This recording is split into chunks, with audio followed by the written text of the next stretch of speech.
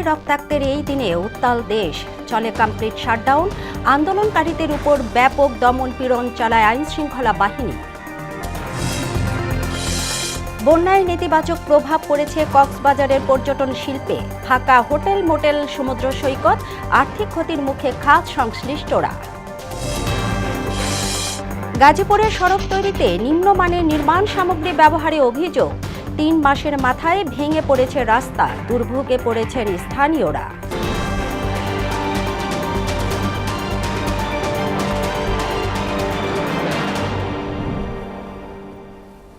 আসসালামু আলাইকুম, মোহনা সংবাদে স্বাগত। শুনছিলেন শিরোনাম, পুরো সংবাদে আপনাদের সাথে আছি তাবশিরা লিজা। শুরুতেই রক্তাক্ত জুলাই প্রসঙ্গ।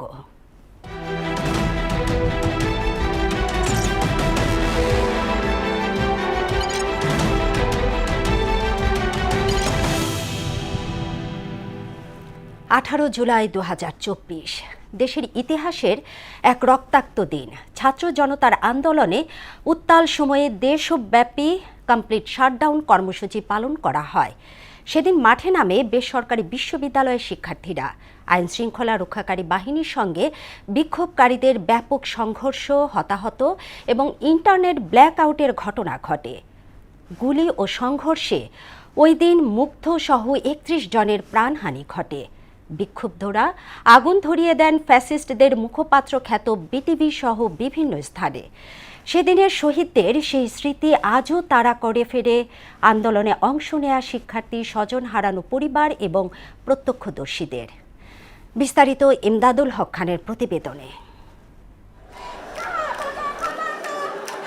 কোটা সংস্কারের দাবিতে শুরু হওয়া শিক্ষার্থীদের আন্দোলন 18 জুলাই ছড়িয়ে পড়ে দেশ জুড়ে। সংঘর্ষ, গুলির শব্দ, টিয়ার সেল আর ধোঁয়ায় ভারী হয়ে ওঠে রাজধানী সহ বিভিন্ন শহরের আকাশ।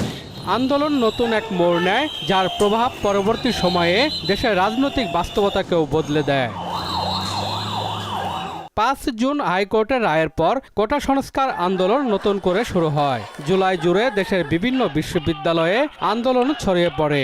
18 জুলাই রাজধানী ঢাকা, চট্টগ্রাম, রাজশাহী, রংপুর, খুলনা সহ বিভিন্ন স্থানে বিক্ষোভ আরও তীব্র হয়ে ওঠে।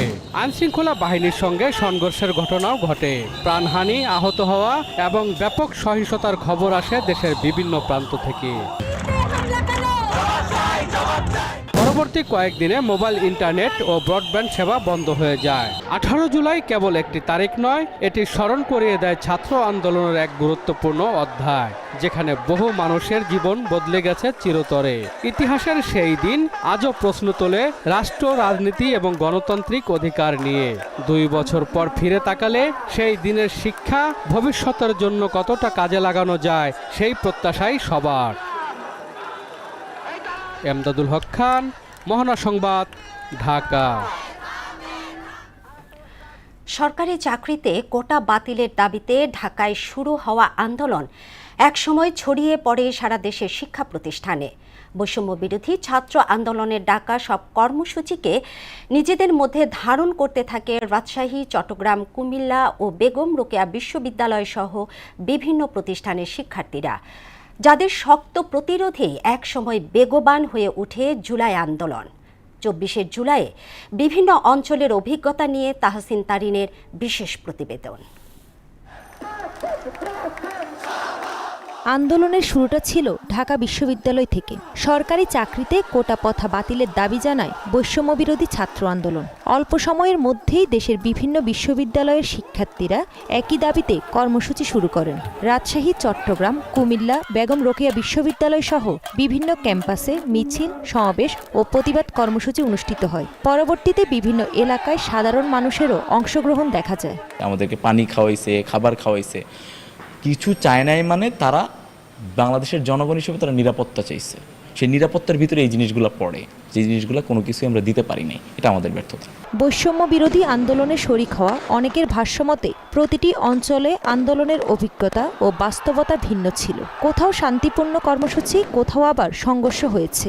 এইসব ঘটনায় প্রাণহানি ও আহতের সংখ্যাও কম নয়। যার প্রভাব অনেক পরিবারকে এখনো বহন করতে হচ্ছে। বর্তমানে যে গণতান্ত্রিক সরকার রয়েছে, সরকারের কাছে আমাদের দাবি রয়েছে যে 17 বছর যে বৈষম্যগুলো হয়েছে সেগুলোর পুনরাবৃত্তি না হোক এবং মানুষের যে যার প্রাপ্য অধিকার নিশ্চিত হোক। সবগুলো রাজনৈতিক দল থেকে এখানে এসেছে, সবার একটা কমন মোটিভ ছিল যে এখানে যে কোনো মূল্যে ফ্যাসিবাদী যে হাসিনা ফ্যাসিবাদী কাঠামো এটাকে উৎখাত করতে হবে। দীর্ঘদিনের বৈষম্য হয়ে আসা জিনিসগুলো তো একবারে নির্মূল হবে না, ধাপে ধাপে হবে। বর্তমান সরকার চেষ্টা করতেছে। দেশের বিভিন্ন বিশ্ববিদ্যালয়ে শুরু হওয়া কর্মসূচিগুলো সময়ের সঙ্গে সঙ্গে জাতীয় আলোচনার কেন্দ্রে চলে আসে। অংশগ্রহণকারীদের অভিজ্ঞতা, প্রত্যাশা এবং সেই সময়ের ঘটনাগুলো এখনো নাড়া দিয়ে যাচ্ছে অনেকের বিবেক। জনগণের অধিকার প্রতিষ্ঠা করার জন্য জনগণই সকল ক্ষমতার উৎস, এই নীতি নিয়ে আমরা জনগণের কাছে রাজনৈতিক দলকে ফিরিয়ে আনতে পেরেছি। জুলাই আন্দোলনের সবচেয়ে বড় যে সাফল্য। বাংলাদেশে দ্বিতীয়বার ফ্যাসিস্টদের কোনো ধরনের পুনরুত্থানের আর কোনো সুযোগ সৃষ্টি করা যাবে না। সেই ক্ষেত্রে বর্তমান সরকার যেভাবে তারা এগুচ্ছে, আমার মনে হয় সেটা সরকারের দিক থেকে যথার্থতা আছে। জনমানুষের প্রত্যাশা ছিল জুলাইয়ে যারা এই হত্যাকাণ্ডের সঙ্গে জড়িত ছিল, মাস্টারমাইন্ড যারা ছিল, প্রত্যেকের বিচার হোক। 2024 সালের ছাত্র আন্দোলন বাংলাদেশের ইতিহাসে এক গুরুত্বপূর্ণ অধ্যায়। অংশগ্রহণকারীদের অভিজ্ঞতা, ত্যাগ এবং সেই সময়ের ঘটনাগুলো দেশের রাজনৈতিক ও সামাজিক প্রেক্ষাপটে স্মরণীয় হয়ে থাকবে। তাহসিন তারিন, মোহনা সংবাদ। বিএনপি যে জুলাই সনদে সই করেছে তা অক্ষরে অক্ষরে বাস্তবায়ন করার কথা জানিয়েছেন দলটির মহাসচিব ও এলজিআরডি মন্ত্রী মির্জা ফখরুল ইসলাম আলমগীর। শুক্রবার জাতীয় প্রেস ক্লাবে ঢাকা বিশ্ববিদ্যালয়ের সাবেক উপাচার্য অধ্যাপক ডক্টর এমাজউদ্দিন আহমেদের মৃত্যুবার্ষিকী উপলক্ষে আয়োজিত স্মরণ সভায় এ কথা বলেন তিনি। বলেন, জনগণের প্রত্যাশা পূরণে জুলাই সনদে দেয়া প্রতিশ্রুতি পূর্ণাঙ্গভাবে বাস্তবায়ন করবে বিএনপি। সম্পূর্ণভাবে ভুল ব্যাখ্যা দেওয়া হচ্ছে যে আমরা জুলাই সনদ বাস্তবায়ন করতে চাই না। আমরা জুলাই সনদ বাস্তবায়ন প্রত্যেকটি অক্ষর আমরা পালন করব। এটা হচ্ছে আমাদের কমিটমেন্ট। বিরোধীরা যারা আছেন তারা অনেকে বিভিন্ন রকম মুখরোচক কথা বলে আপনার জনগণকে আপনার উত্তেজিত করবার চেষ্টা করছেন।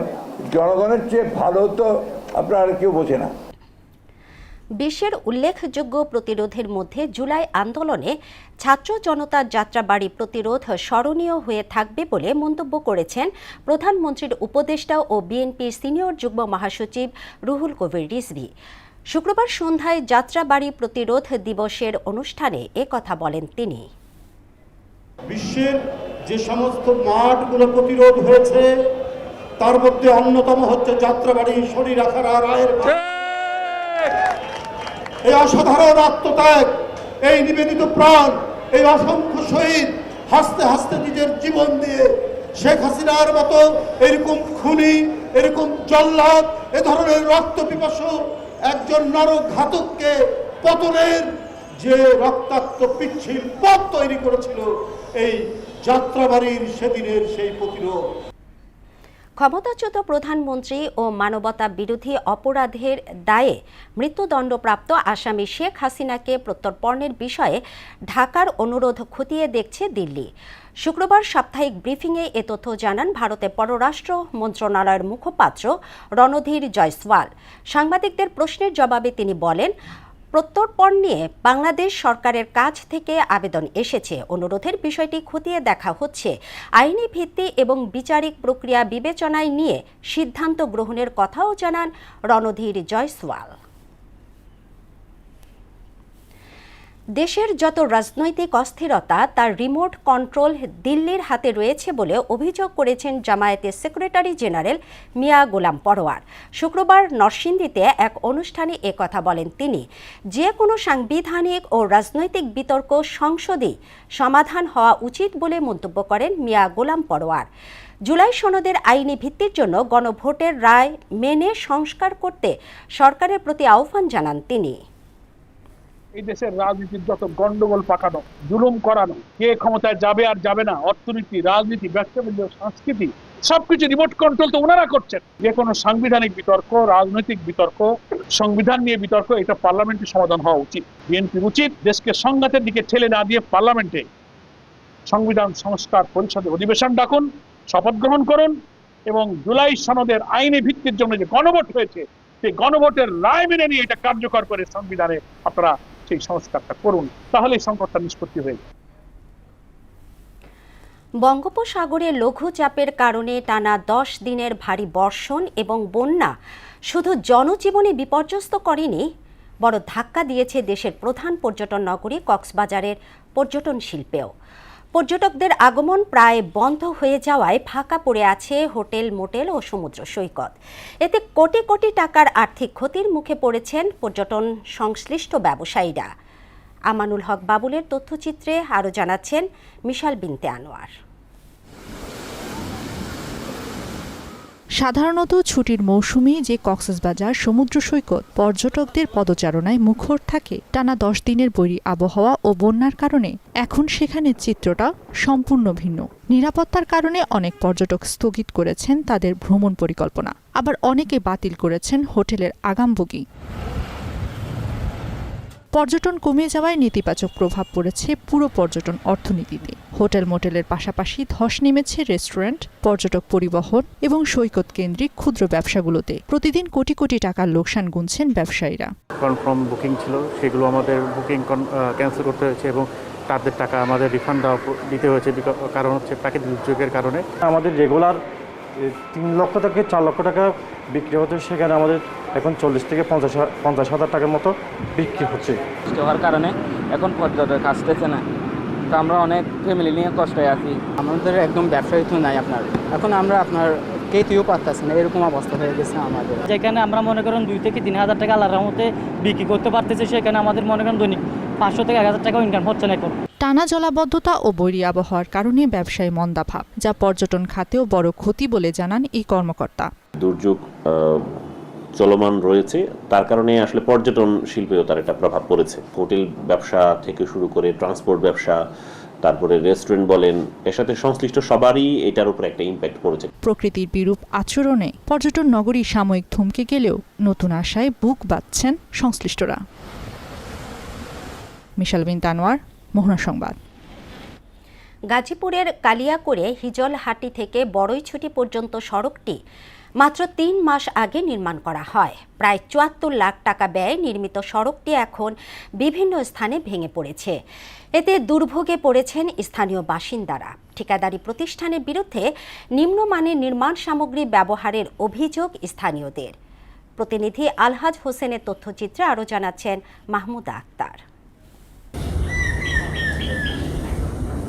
কালিয়াকৈর উপজেলার হিজলহাটি থেকে বড়ইছুটি পর্যন্ত সড়কটি নির্মাণ করে দেশ বিল্ডার্স নামে একটি ঠিকাদারি প্রতিষ্ঠান। প্রায় 74 লাখ টাকা ব্যয়ে ইউনিব্লক দিয়ে 604 মিটার নির্মিত সড়কটির নির্মাণের অল্প সময়ের মধ্যেই সড়কের 2 পাশের বিভিন্ন অংশ ভাঙন শুরু হয়েছে। নিম্নমানের নির্মাণ সামগ্রী ব্যবহার এবং যথাযথ তদারকির অভাবেই নতুন সড়কটি দ্রুত ক্ষতিগ্রস্ত হয়েছে এমন অভিযোগ স্থানীয়দের। বর্ষার পানিতে ভাঙন আরও বেড়ে যাওয়ায় সড়কটি এখন ঝুঁকিপূর্ণ হয়ে উঠেছে। সড়কের বিভিন্ন স্থানে ভাঙনের কারণে যে কোনো সময় দুর্ঘটনা ঘটতে পারে বলে আশঙ্কা করছেন এলাকাবাসী। এবার রাস্তা কোনো কাজ ভালো হয় না, দুই পাশে ভেঙে সব শেষ হয়ে কাজের মান খারাপ ছিল। যে 10 মিনিট যে গাঁথনিটা করছে সিমেন্ট বিলকুল দেয় নাই। কাজটা হয়তো একটু অনিয়ম হয়েছে, নিয়ম মতো করা হয় নাই, এই কারণে হয়তো ভাঙচুর হয়েছে। গ্রামবাসী খুব অসুবিধায় আছে, গাড়ি এক সাইড হয়ে যাইতে হয়, আরেক সাইড ভাঙা, গাড়ি যাইতে পারে না ঠিক মতো, 2টা গাড়ি আসলে সমস্যা হয়ে যায়। আমরা চাই পূর্ণ মানে ভাবে ভালোভাবে কাজটা হয় এবং সাইড জানি ভালোভাবে বান্ধা হয় এবং গাঁথনি দিয়ে মানে ইটা দিয়ে এই সিমেন্ট দিয়ে গাইতে দেয় যাতে না ভাঙে সাইড। ঠিকাদারের জামানতের অর্থ এখনও সংরক্ষিত রয়েছে, তাই ঠিকাদারি প্রতিষ্ঠানকে দ্রুত ভেঙে যাওয়া অংশগুলো মেরামতের নির্দেশ দেওয়া হয়েছে বলে জানান উপজেলা প্রকৌশলী। বৃষ্টির কারণে রেইন কাট হওয়ার কারণে মাটি ধসে গেছে। এটা হচ্ছে এইচবিবি ক্যাটাগরি রাস্তা, এইচবিবি ব্লক একই ক্যাটাগরি রাস্তা, যেহেতু মাটি চলে গেছে ওখান থেকে ওটা ধসে গেছে, ধসে গিয়ে ভেঙে যায়নি, মানে ওটা খুলে গেছে। আমরা ঠিকাদারকে জানিয়েছি, যেহেতু ঠিকাদার আমাদের 10% জামানত আমাদের কাছে আছে, তো সেক্ষেত্রে ঠিকাদারকে বলেছে উনি রিসেন্টলি 2-1 দিনের মধ্যে এটা সমাধান করে দেবে। শুধু মেরামত নয়, নির্মাণ কাজের মানও তদন্ত করে প্রয়োজনীয় ব্যবস্থা নেওয়ার দাবি এলাকাবাসীর। মাহমুদা আক্তার, মোহনা সংবাদ। রক্তের বিনিময়ে হলেও সরকার সাম্প্রদায়িক সম্প্রীতি রক্ষা করবে বলে জানিয়েছেন তথ্য ও সম্প্রচার মন্ত্রী জহিরুদ্দিন স্বপন। শুক্রবার সন্ধ্যায় সুপ্রিম কোর্ট বার অ্যাসোসিয়েশন মিলনায়তনে এক অনুষ্ঠানে তিনি বলেন, বাংলাদেশ বৈচিত্র্যময় ও শান্তিপূর্ণ সহাবস্থানের দেশ। সম্প্রীতি রক্ষায় সরকার সর্বোচ্চ ত্যাগ স্বীকারে প্রস্তুত। একদলীয় শাসনের কথা বলে বিশেষ ধর্মকে প্রতিষ্ঠিত করতে চাওয়া গোষ্ঠীকে সমাজ বিরোধী হিসেবে আখ্যায়িত করেন তথ্যমন্ত্রী। আমাদের দেশে সাম্প্রদায়িক সম্প্রীতিকে আমরা রক্তের বিনিময়ে হলেও ধরে রাখবো। অতএব রাজনীতিতে যারা একদলীয় শাসনের কথা বলে, সমাজে যারা একটি বিশেষ ধর্মকে প্রতিষ্ঠিত করতে চায় জোর করে, যারা এই বৈচিত্র্যের শান্তিপূর্ণ সহাবস্থানকে খোলা মনে মানতে পারে না, তারা সমাজ বিরোধী। সম্প্রীতি বজায় রাখতে সব ধর্মীয় প্রতিষ্ঠানের উন্নয়নে সরকার আন্তরিকভাবে কাজ করছে বলে জানিয়েছেন প্রবাসী কল্যাণ মন্ত্রী আরিফুল হক চৌধুরী। শুক্রবার সিলেটে চালি বন্দর মহাশ্মশান কমপ্লেক্সের উদ্বোধন অনুষ্ঠানে তিনি কথা বলেন।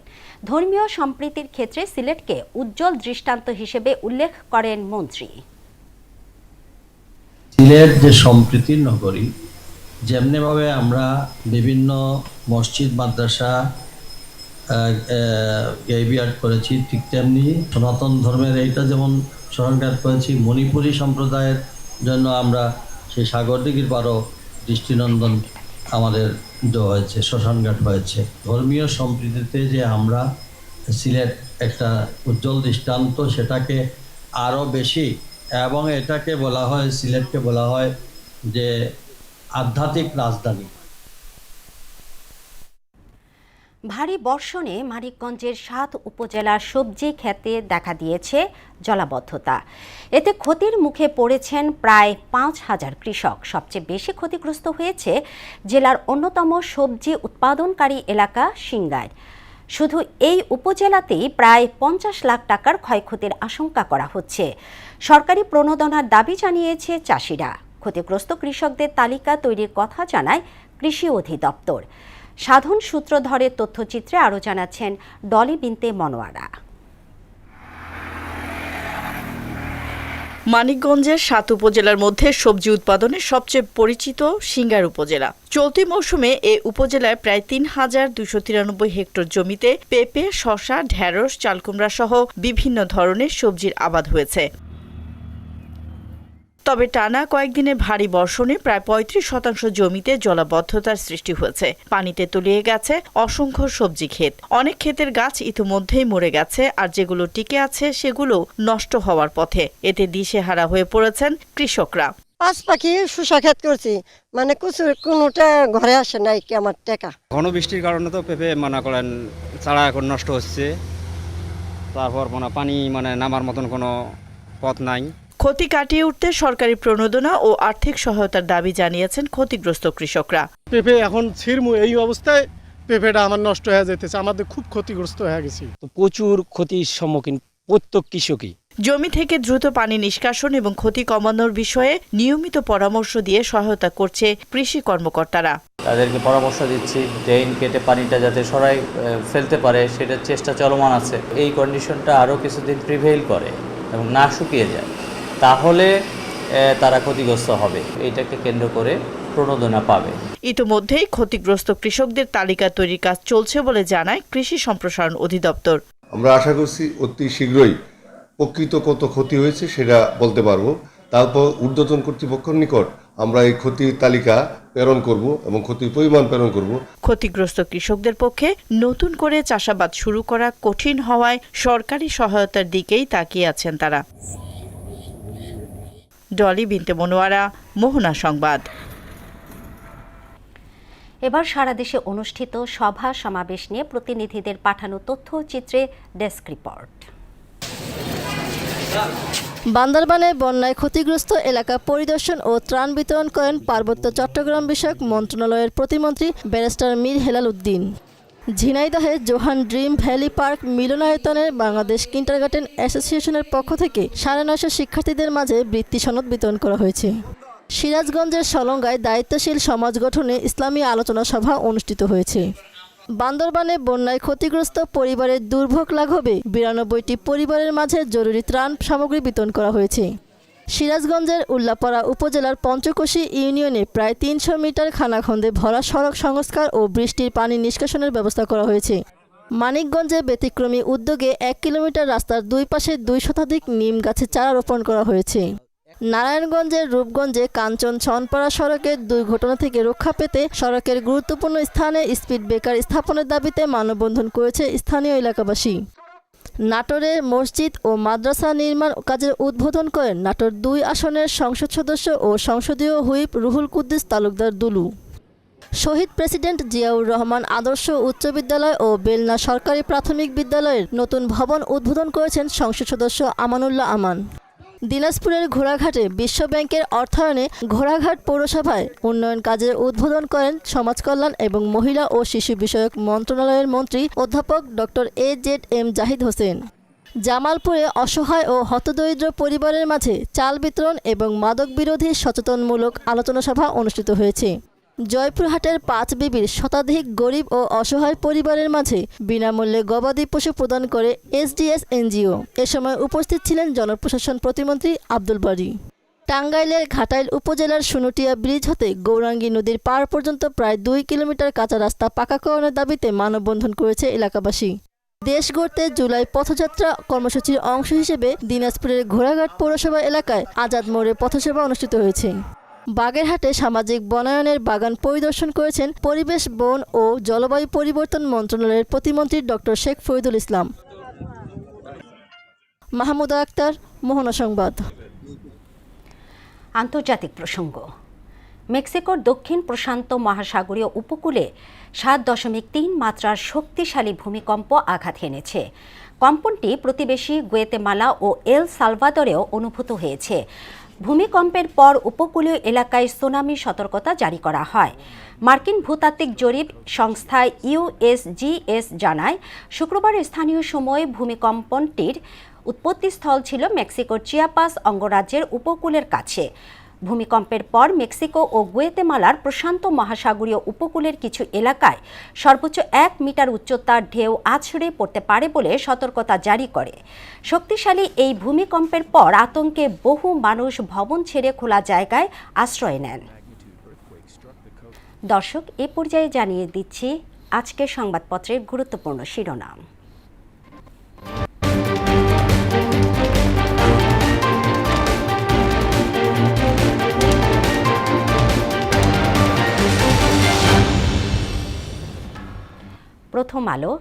প্রথম আলো শিরোনাম করেছে, যুক্তবর্ণে হোঁচট, গণিত ও ইংরেজিতে দুর্বলতা।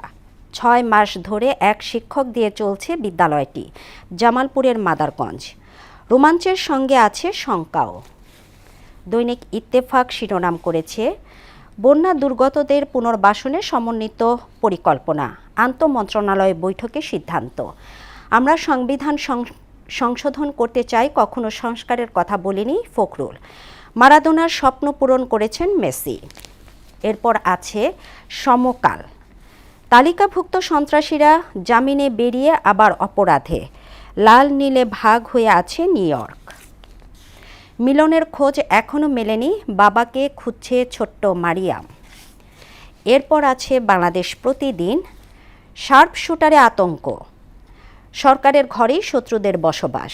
ইতিহাস কোনো নির্বাচনী স্লোগান নয়। যুগান্তর শিরোনাম করেছে, নিষেধাজ্ঞার প্রস্তাব জামায়াতের। স্থানীয় নির্বাচনে আওয়ামী লীগের প্রার্থিতা। দানের টাকায় সামুনের আলিশান বাড়ি গাড়ি। শাহজালাল মাজার ঘিরে চক্রের লুটের সাম্রাজ্য। মেসিকে তাড়া করছেন এমবাপ্পে। সর্বশেষ আছে আমার দেশ। শিক্ষার মান নিয়ে চরম অসন্তোষ অভিভাবকদের। বিটিআরসির TMS যেন শ্বেতহস্তি। ময়লা আবর্জনার ভাগার রাজপথ। দুর্গন্ধে আটকে যায় নিঃশ্বাস। দর্শক, এই ছিল সংবাদপত্রের গুরুত্বপূর্ণ শিরোনাম। শেষ করব মোহনা সংবাদ, তবে যাবার আগে শিরোনামগুলো আরও একবার।